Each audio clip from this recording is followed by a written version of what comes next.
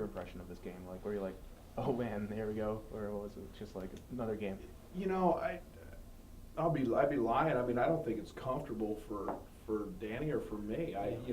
Coming in, and I don't want to put words in his mouth. No, he's exactly right. It's not something that's really comfortable. I don't like playing friends either, that are real close friends. But the game was on the schedule, and I've taken the approach. It's 2 hours, and it's about getting better, and it's about trying to do the things that we have to do to make our team better, and that's the way I approach any game. And we got Texas on Friday. It's about making ourselves better, and if we can continue to do those things, great. But it wasn't extremely comfortable.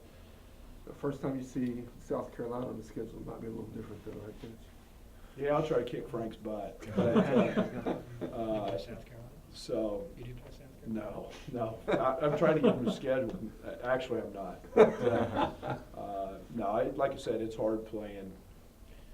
You don't want to do that. Hard playing. I have 4 assistants who are Division II coaches. They all want to play me in exhibition games for that money. No, we're not playing you.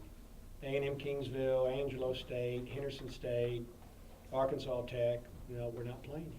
It's hard. It's hard. You just don't want to play your ex-assistants or your ex-players, because you. Somebody has to lose. Shit, I mean, I'm really down on losing this game, but on the other hand, when you see these ex-players of mine executing so well and playing so hard, you can't root against them. They were there for you last year. It's hard to root against them when they did so much for you. I mean, you just love them. Well, It's the major reason. It's the only reason, besides the townspeople of Nacogdoches, that I had some hesitation about taking the job. The players you're leaving behind, and the good friends and the supporters you have, and that's the only reason you might hesitate. So what were your emotions like as soon as you stepped on, that sideline when SFA was in the building instead of going to the other one? Was it just different for you? It's just different. I mean, it really was more about that team than it was about that sideline. That doesn't bother. When we played Sol Ross or when we play the next home game, that won't bother me. But the fact that you're seeing guys, Desmond Hamon's been with me 3 years.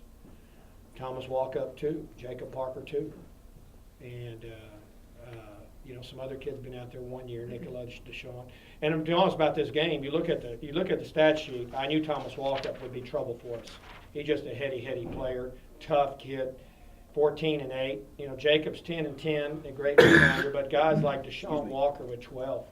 Deshaun Walker only played like 6-7 minutes a game for me last year, behind a second-team All-Conference. I'm glad he's doing well, because he's a great kid. He's a great kid. And then the other one is Trey Pinckney. Trey Pinckney had a good game. He has 3 turnovers, but he played 32 minutes. I don't think Brad's concerned about 3 turnovers in 32 minutes. I asked him, how much did you think the game changed once Amani got into foul trouble and had to come out? Listen, he has a team that's going to be difficult to guard for mid-level people because he has no true center. He has a bunch of 4s out there, power forwards, small forwards that play tough. Jacob Parker's hard to guard. Now, when he's going to play Texas and they have these big 6'11", that might be a different story. But we're 6'7" in the post, maybe 6'7.5". We're not real big.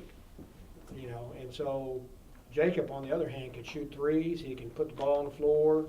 That's a difficult thing for my big man to do. And then you put up Joel Wright, who's not been asked to play much defense prior to this year anywhere he's been at, to go guard Thomas Walkup, and that's a very hard matchup. And I knew those things going into the game. I knew that. You preach it, and you hope it thinks through. And we had that point, I guess, when we got mixed up a couple of times on fast break, like we did Houston when Deshaun Walker hit a 3 right in front of their bench. I thought, all right, now we're in trouble. I think that put the score 7-up on us, if I'm not mistaken, maybe 8, and we lose by 7 or 6. And knowing that you had these matchup problems, though, like you just said, Joel on him, and I guess Amani, was there any other ideas? Maybe putting Reed on someone who's pretty much a solid defender for you tonight, drawing a few charges, or We didn't think Reed could handle Walkup. Walkup's a very strong, powerful player. He's not very big, but he's very strong, powerful. He got some rebounds on Joel. I mean, this is one where I'm going to tell you, I know this is Brad's team, but I know those kids. I know who can guard who. And Reed can't guard Walker. Coach, when you fought back and actually took a lead there, At what time was that? I I can't think it remember. was like 6:47 or something, was it? In the second half? Yeah, second half there. Well, they sure turned it around then. We were discussing it on the in the press row about how those couple of possessions there were big when y'all came down and y'all But stopped. see, they played great defense after that. They got in the lanes, and that's what we did last year. Our defense won a lot of games for them, and I think their defense won a lot of games won this game for them tonight. When you look at 17 turnovers and 6 by Phil, some of those are people are in the passing lane and Phil passes it and they knock them and it goes out of bounds. So, and like I said, I don't think Walkup is a better athlete than Joel or Phil or some other kids. All that is toughness. He mentioned mental toughness. I've never been around a more mentally tough team than the team I had last year. I mean, how else do you explain beating Oklahoma? Or you beat Tulsa by 17 at Tulsa. You beat Long Beach by 10 at Long Beach, and Stanford beat you by 1. I mean, these kids he has are very mentally tough, and that's why I think Brad came down here to say how tough they are, and I appreciate that. I really do, because they are great kids who are very tough. Great kids. And very coachable, extremely coachable. You know, when you get after them, they sit there and not say a word, at least to me. They didn't say a word back to me. Now, I've got to tell my guys, this is not a democracy, fellas. We're not discussing this. You're listening. I'm talking. And that's something that you have to change. You know, it's a matter of, hey, we can't have discussions during basketball practice if we're going to get this program going. You listen, I talk. You were talking a lot leading into the season about everybody. There will be some growing pains taking in your system. How much do you attribute this 0-2 start to that? I contribute the 0-2 start to playing. Our first 4 games are Houston on the road, SFA at home, which yes, I'd like to have win and thought we could win. Oral Roberts on the road, which beat Tulsa at Tulsa by 4 the other night, and SMU, which beat Rhode Island by 29 on a neutral court. So it's a home game for them, but they're playing in another Civic Center while they're Moody Arenas. You know, the schedule is what it is. You inherit a schedule, you play it one at a time, you try to get better every time. I knew, and that's what I'm saying. I'm trying to build this culture and sell a product. Then I look at the schedule and I said, this is going to make it very hard to sell this product, having this schedule. I don't understand the schedule. Like I said, other than SFA, and who else? I think we're playing Long Island on December 30th. Pretty much everything else, except for 2 non-division ones, was set. What do you think Doug saw in his team then to schedule this? I have no idea. That scheduling is I don't understand that scheduling, but I'll play him. Well, you talked a lot about SFA. You're at Texas State now. So what do you think your Texas State kids could have done tonight to make this game different, to get you that win that you wanted? Oh, yeah. Thank you, Brad. I appreciate guys. you doing this. Thank He's you, got to guys. take it. Thank you, buddy. Good luck, okay? Thank you. All right. Good luck to you. All right. Appreciate it, guys. What I think we could have done is not panic at times and try to, take it upon ourselves to score. And, we had some shots. Imani got frustrated and got 2 offensive fouls. Y'all saw that foul 4 and 5 foul. Foul 3 and foul 4 were offensive fouls. That's a frustration. They're playing good defense and that's that mental toughness that he talked about and now I'm talking about. You got to just play and you can't let it get to you. Imani's only 19 years old. He's going to be a good player. He's going to be good, but he's still a young man. He should be a freshman this year, age-wise. So he's a very young man that has to grow up a little bit. What I really want my seniors to understand is I'm playing you, Reed, 29. I'm playing you, Joel, 37. I'm playing Phil, 35. And Wes, a junior, I'm playing 27. We have got to get the old guys understanding that, yes, you are working harder probably. My practices are longer, harder. And you still got to work harder than you are. I know you're working harder than you ever have, but it's not the gold standard, fellas. And I can take you to, if I'd have taped the practice last year at SFA, I could show you gold standard practices. And you saw what that team did. And give credit to his players. I mean, Thomas Walkup had 2 scholarships when I recruited him. Us at SFA and Houston Baptist. Trey Pinckney had, that's their starting point, none. Nikola Gajic, none. Out of JUCO. Let me think who else. Desmond Heyman had us in Jackson State out of high school. That was it. And Jacob Parker, probably the most heavily recruited kid that we had. He had 4 or 5 offers. Everybody else is just 1 or 2. But what I saw in them was very tough kids who are highly coachable, great listeners, and come from pretty solid programs too, high school programs where they're well coached. You know, we recruited the program and the kid. They were together. So you know when you get them, you're going to get something that you can work with immediately, not try to have to take 2 years to change them. Coach, That's what we hope we can do with some of the kids. We're going to sign. I can't talk about the signings other than we're going to have 2 tomorrow, and you know I like the 2, and I'm hoping that that we're going to go that way. Coach, you said the other day after the Sul Ross game that you were, at this point, you were expecting more out of your players than your players were expecting out of themselves. Exactly. Are you still feeling Yes, that every day? 100% yes. And yet I'm asking more for them than they ever have been asked to do. Do you understand what I'm trying to say? Yes. So I'm going to be patient with them, try to be patient, and I make them understand, look, fellas, if I went on you, I wouldn't, if I'm not really after you, if I'm doing a 1-hour practice and letting you go, then I'm saying, I'm going to get this year over with, I don't believe in you. But if I'm going to put you through a 2.5-hour practice, then I'm saying, I believe in you, man.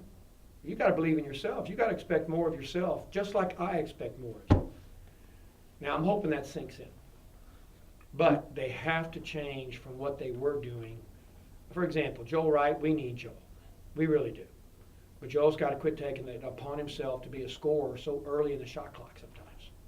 And he's got to be more efficient. Patience. Yet efficiency. If it's 6 for 19 or whatever, 6 for 17, ain't going to get it. Yet he gets, he's our second leading rebounder this game, and he was our leading rebounder at Houston. So he's not afraid to mix it up. I just got to channel that energy and everything and try to get him to do it the right way. Did you see any improvement tonight, Coach, from the other night in Houston? I think our defensive transition was better. We still had a few breakdowns. Well, one time when they shot a 3 in front of their bench that put them up 7 late in the game, Wes Davis, we brought someone in and we told Wes, now switch, take him, and Wes went back to his old man. There was 2 guys on 1. Wes admitted, Coach, I screwed up. 2 for 11 from beyond the 3-point line. How do you feel about that? Not good. Victor Bermudez was recruited to shoot the 3. He's 0 for 3 right now. He's not shooting the ball well. Phil's 0 for 3. We have Caven 1 for 1 and Reed 1 for 3, and we have to shoot the ball better. We're supposed to have some shooters in Reed, Wes, Vic, and even to some degree Phil. And we got to shoot the ball better. I would tell you Phil's probably feeling pretty bad about himself right now. 6 turnovers, 3 for 11. Yeah, I remember last week you were saying you wanted him to shoot more. Yeah, he got 11 shots, but we didn't make them today. Well, Coach was saying that he's like the quarterback of your team, and you really had a target out on him. Do you feel? Well, but they were pressuring him, and I knew Pinckney was going to do that because he's very good at that. But they were in the passing lanes. They were playing great defense, and so that was really making Phil work. So it's not all Phil. I mean, my other players have to take some responsibility for some of his turnovers. Coach, as far as offense goes, you mentioned after Sul Ross that you hadn't implemented all of it. Exactly how much have you gotten to get in for Houston? Let me show you this right here. You can just see, this is my man sets, right? At Stephen F., maybe not at this time, but at Stephen F. I would probably had down to here by this time last year. You can read that? At the end of the year, they take both sides sets. And I've told my players, that's what you got to remember. And all of you who think you want to play pro, you're going to have to remember that many. If you think you can play pro, you got to digest that. And over here is against a 2-3 zone 4. We had about 8, 9 last year. Here's against an odd front zone. We have 2. We had about 6, 7 last year. We have 5 out of bounds plays. We probably had 8 last year. And we have 1 sideline out of bounds play. We probably had 2. So we're not far. But I mean, this side of the card, man sets, was by the end of the year last year had both sides, top to bottom. That's what's mental toughness. Being able to go to practice, focus, learn, and realize that. And that's what they do in the pros. Now, I was a coach at Carnegie for 9 years. The Spurs practiced there, and not only the Spurs practiced there, some of the visiting teams, like if they played the Rockets on Monday and the Spurs on Wednesday and they wanted to practice, they'd come to Carnegie at night. I saw Pat Riley practice his Knicks. I saw, what's my man in Utah, the old coach? Jerry Sloan. Jerry Sloan practiced the Jazz. I've seen a bunch of that stuff, and I mean to tell you, I wish I could take these players in there to tell them how professional. These guys are called pros because they're very professional. They approach this thing like, I love the game and I respect it. Well, again, you mentioned high amount of minutes. How can you get Reed Cohn shooting more and Gant shooting more as well? Well, we got to tweak our offense and get better shots for Reed. But Reed's 3 for 5. That's not bad. 1 for 3 from the 3. We got to get Imani more shots. But you saw what happened. We throw it in there, and I mean, there's 5 guys on it. Now we throw it out there to the 3-point line, which is why we should get some threes going inside out. But Stephen F's players are what I call closing out on our guys real quick. We're not closing out that fast. That's one of the things I told them. See how fast they got back to you? How fast are we getting back to those kids once we drop in to help? So, I don't know. I don't know if y'all see better defense than you did last year. I think there is some better defense going on. But there's still some work to be done. And certainly on offense, we have some work to be done when somebody holds us to 57 points on our own floor. But 20 for 49 and 2 for 11 from the 3 and 15 of 23, we're shooting in the mid-60s, and we should be shooting in the mid-70s with the reputable shooters we have. However, Reed's 1 for 2, Phil's 2 for 3, Caven's 2 for 4. We got to shoot better, but we did tonight. Credit their defense. I'm going to give a lot of credit to them. So we'll keep working on it, folks. That's all I can tell you. And believe me, back in June when I saw this schedule, I told the appropriate people, I said, it's going to be hard for us to go better than 1-3 with this first 4 games. But I wanted to be 1-3, for sure. So it's disappointing to lose this game at home I want to thank the fans for coming tonight in front of some good fans.